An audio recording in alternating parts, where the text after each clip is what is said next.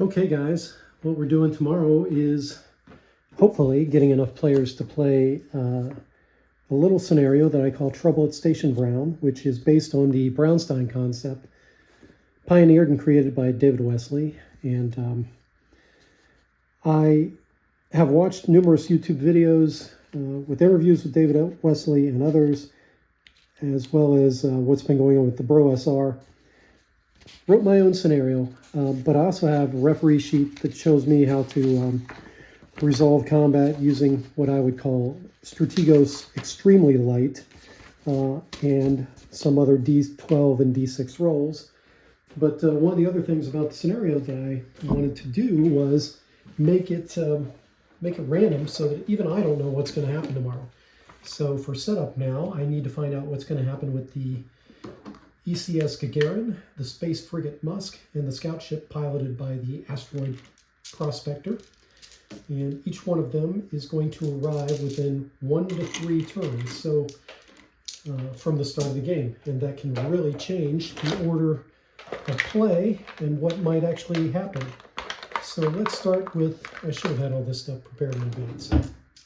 Let's start with the ECS Gagarin. It's going to show up in 3 turns at the dock. The space frigate Musk is going to show up in 2 turns at the dock. And then the scout ship is going to be in 2 turns as well. Interesting.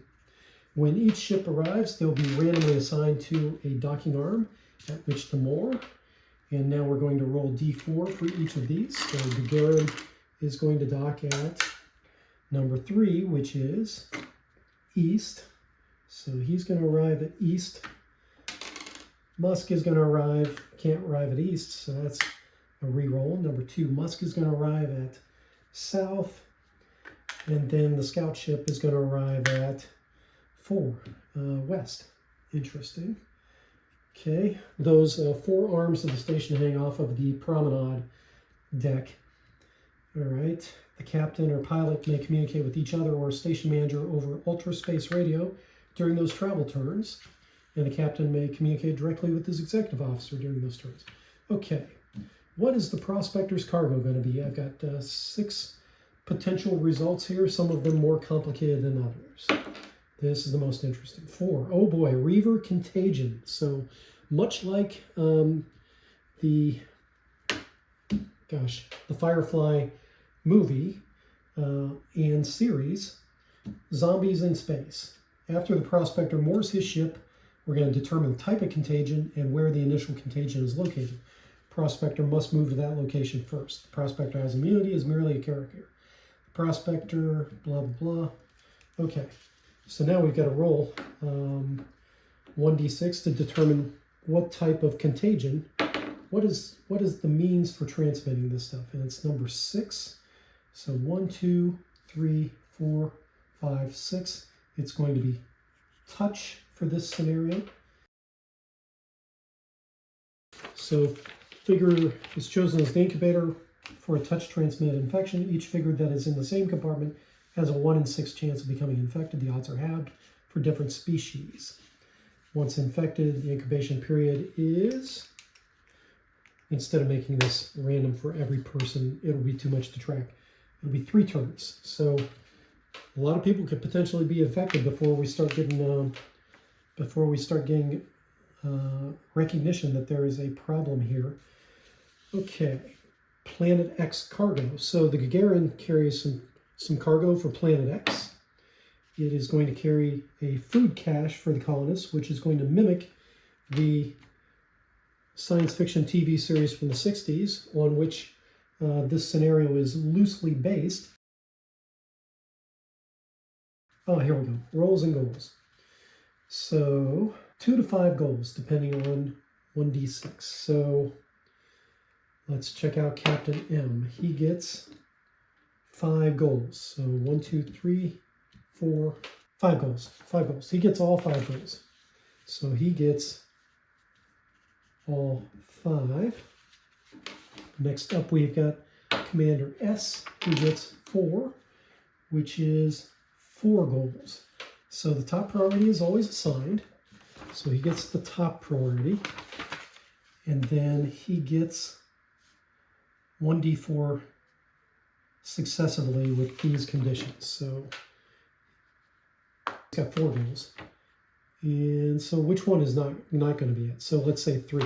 We're going to scratch off tertiary. So he's got these goals, but not tertiary number 4. So he doesn't have to look out for the welfare of the cadets. All right, same thing. Let's go down here to Captain K1. 1. So Captain K1 has 2 goals. So he gets his primary, and then he gets number 1. So he gets his first secondary, which is prevent any ships from approaching planet X. That'll be interesting to see. Commander K2, he gets all 5 goals, it looks like. Yep, so he gets all 5. Station Manager L gets 5. So 5 is going to be 4 goals. So he gets, the station manager gets his top priority, and then he gets to not do one of these. So let's say number 2, he does not do a secondary number 2, which is acquire spare oxygen. So he doesn't care about that. Confederation Undersecretary, he also has 4 goals. So he gets his top priority, and he does not get number 2 secondary, which is increased trade through the station. He doesn't care about that. Undersecretary's aide, AD, he has 2 goals. So he gets his top goal, and he gets one of these 4, which I hate it when I hate using D4. I should really be using, you know what, why am I doing it this way? I've got all these fun 12-sided D4 dice. Number 4. So he gets to do his tertiary and not these other ones. So that's not correct. He has to have a secondary. He has to have a secondary. So we're going to make that, we're going to scratch off, well, we're going to say his second secondary is what we're going to do. So his second secondary is cast blame on somebody else.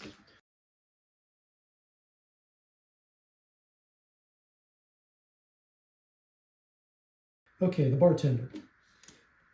Bartender has 2, which is 3 goals. So he gets his priority goal. He gets his priority goal. He gets a secondary. Is it the first secondary or the second secondary? He gets the first secondary. And then I did say 3 goals. So he gets one of his tertiaries, or potentially another secondary. So let's roll. Well, we've got 1, 2, 3. So we've got 1, 2, 3, 4. Yeah, he gets this tertiary. So not that, not that. So, okay. Asteroid Prospector CJ. He gets 4. So he gets 4 goals. So he does not get one of his goals. Which one does he not get? He does not get goal number 2. So he gets his top, and then he gets his first secondary. He doesn't get his second secondary, and then he gets his other one. So he does not have to avoid being arrested. As you can tell, each of these guys have some interesting backstories, which all will be made known once this thing is published. Expat LP, he has 4, which is 4 goals. So he does not have number 1 secondary.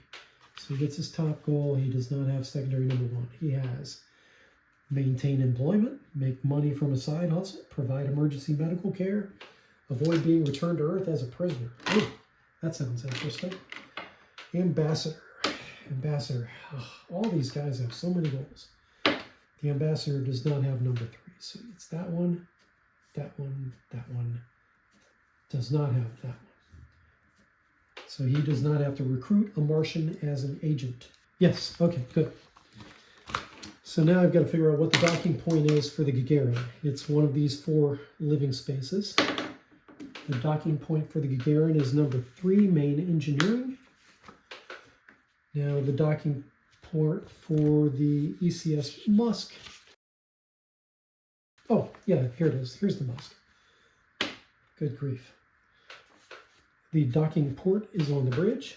This makes a difference when people are trying to get onto and off of the ship, sometimes sneakily, sometimes not, and trying to get places where they need to do things. And then lastly, Station Brown. I've got places for notes, but no need to do any rolls at this point with Station Brown. And then event cards, a maximum of 3 times per game. Once per hour or so, introduce a new random event. So I'm going to have 3 rolls here of D6. Roll number 1 is item 5, which, just to let the viewers at home know, item 5 is underwear. A fault has developed in one of the station's main plasma couplings. That'll be the first thing that goes wrong. Then I got a number 5 again, so we're going to roll again. Then we got a collision scare, which could potentially be a real collision with space debris. This thing is at a Lagrange point that trails behind Jupiter, if I'm remembering the scenario correctly, and therefore there are lots of rocks out there. And then lastly, during the final hour of the game, number 6, which is Dead Men Tell No Tales. Somebody gonna die. Somebody at random is gonna die. Could be one of the player characters. We'll see what happens. NPC actions. I get to roll 1d12 each turn and figure out if they're pursuing a primary goal, secondary goal, or tertiary goal, or doing a wasted or useless activity. And I'll try to go down the line. I somewhat had them in order of importance. Movement, communication, mass combat odds, man-to-man odds, and then ship-to-ship combat, medical care, victory conditions. Yeah, victory conditions depend on achievement of these goals. So we'll see how these players do. I'm going to go ahead and prepare their packets now, and hopefully we'll have somebody to play. Fun, fun, fun.